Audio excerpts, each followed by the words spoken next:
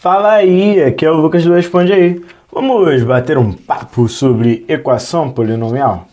Beleza, quando a gente pensa numa equação polinomial, a gente está pensando em coisas parecidas com essas aqui. Pode observar que dentro desses polinômios que a gente vê aqui, a gente vê polinômios de diferentes graus. Mas a pergunta que não quer calar é: como a gente vai resolver esse tipo de coisa, beleza? E para a gente conseguir resolver as equações, a gente precisa separar elas por alguns tipos. Primeiro a gente vai focar nas equações do primeiro, e depois as equações do segundo grau, e depois a gente vai ver como a gente consegue proceder para equações com graus maiores do que o primeiro e o segundo, beleza? Muito bem, vamos entender a nossa equação do primeiro grau utilizando esse exemplo aí do nosso grande João, tá ok? O João foi numa barraquinha e ele percebeu que o salgado custava R$4 e o salgado mais o refri custava R$7. Ele quer saber, então, qual é o preço do refrigerante, tá ok? Então, se a gente for colocar isso em uma forma de equação, a gente vai poder dizer que o salgado, né, que eu estou dizendo por S, mais o refrigerante custa R$7. Mas ele sabe que o salgado sozinho custa R$4, beleza? Se a gente substituir esse 4 aqui na equação de cima, a gente fica com a seguinte expressão: 4 mais R vai ser igual a 7, beleza? Só que eu quero saber, na verdade, o preço do refrigerante. Então eu preciso isolar essa minha incógnita. Como que a gente vai fazer isso? Como que a gente vai resolver essa nossa equação? A gente precisa tirar esse 4 aqui e deixar o R sozinho. Como que eu tiro o 4 daqui?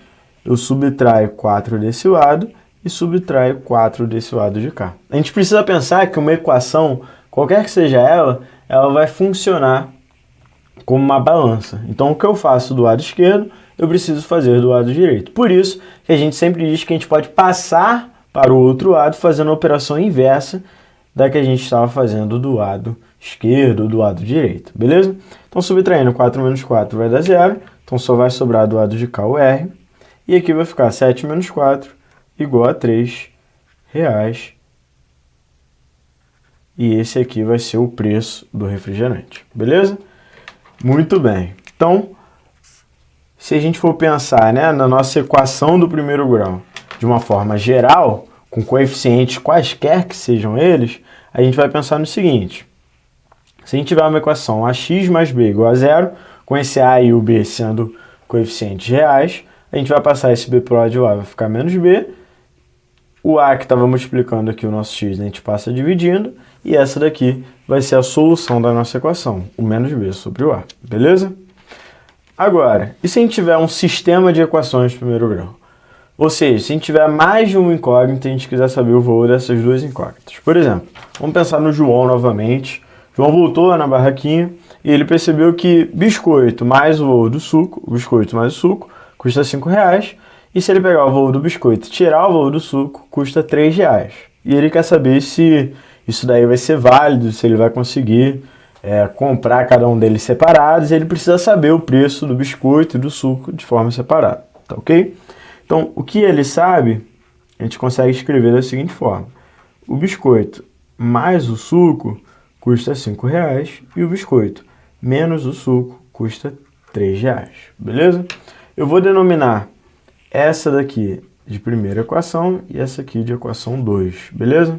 Se a gente dar uma olhadinha primeiro na equação 2, a gente tem o seguinte, né, que o b menos o s vai ser igual a 3. O grande problema de ter um sistema de equações é que a gente só sabe resolver coisas que tenham uma única incógnita. Se a gente passa a ter duas incógnitas, igual a gente está aqui, ó, o b e o s, a gente não consegue resolver. Como que a gente mata esse nosso problema? A gente vai escrever a nossa incógnita b ou a nossa incógnita s em função da outra. Por exemplo, eu posso dizer que o meu b vai ser 3 mais S. Passei esse S que estava negativo para lá, fica positivo. E agora eu substituo na nossa primeira equação. Na primeira equação, tínhamos o seguinte, né? B mais o S é igual a 5. Como meu B é 3 mais S, eu posso dizer isso aqui, né? 3 mais S mais o nosso s vai ser igual a 5. S mais S dá 2S. Esse 3 que estava positivo passa para o negativo. Então fica 5 menos 3.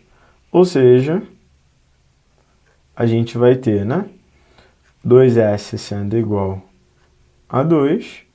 Isso significa que o S vai ser 2 dividido por 2, que é igual a 1. Ou seja, o salgado é igual, custa R$1, beleza?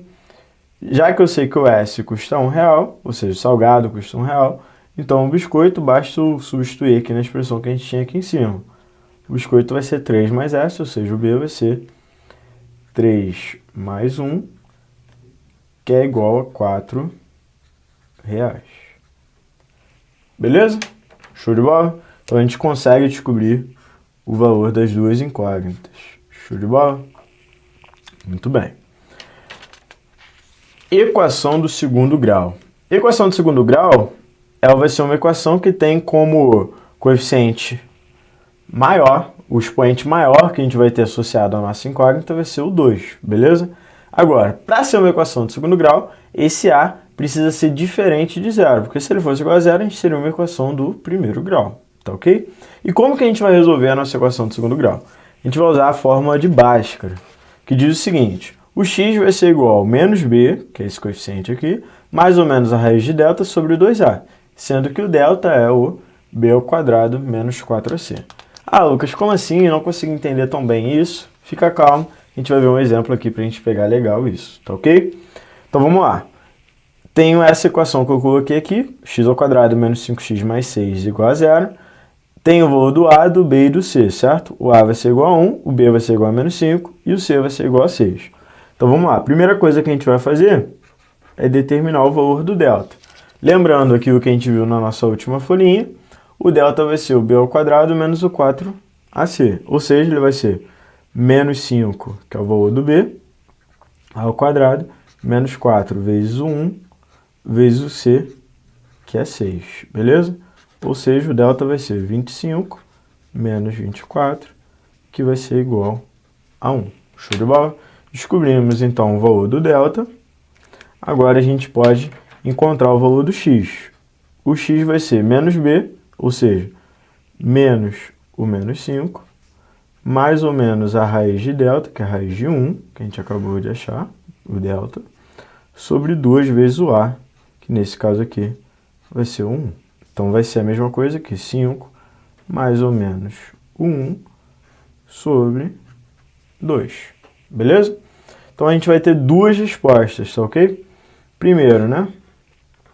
Vamos trabalhar aqui com o nosso x1. Vai ser o 5 menos o 1 sobre 2. E o nosso x2 vai ser o 5 mais o 1 sobre 2. 5 menos 1 dá 4. 4 dividido por 2 vai ser igual a 2. 5 mais 1 dá 6. Dividido por 2 vai ser igual a 3. E essas aqui vão ser as nossas duas respostas, beleza? 2 e 3. x1 igual a 2, x2 igual a 3, beleza?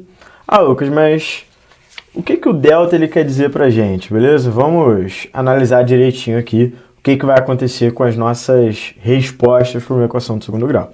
Percebe o seguinte, o delta ele está aqui dentro da nossa raiz. Então o valor do delta vai dizer pra gente o que vai acontecer com o nosso x. Como assim? Por exemplo, quase dei um spoiler aí para você.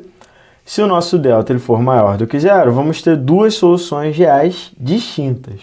Se ele for igual a zero, as nossas duas soluções vão ser iguais, beleza? Ou seja, a gente vai ter uma solução só.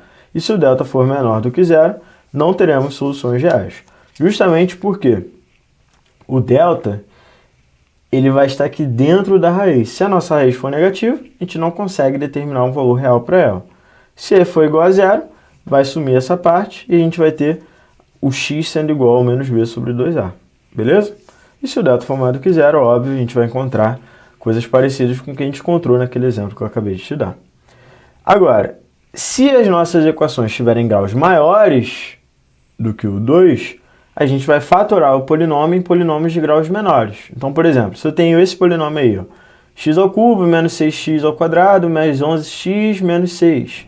A gente pode fatorar esse polinômio e determinar, né? Por exemplo, a gente sabe que o 1 por inspeção, ele é a raiz dessa equação aqui de cima. E usando Belfino ou algum outro método, a gente consegue determinar esse outro cara aqui do lado. A partir disso, a gente consegue determinar as duas, 3, 4 raízes, ou seja, dependendo do problema que a gente tiver. Nesse caso, como a gente tem uma multiplicação, a gente sabe que ou esse cara aqui vai ser igual a zero, ou seja, ou x menos 1 vai ser igual a zero, ou x ao quadrado menos 5x mais 6 vai ser igual a zero.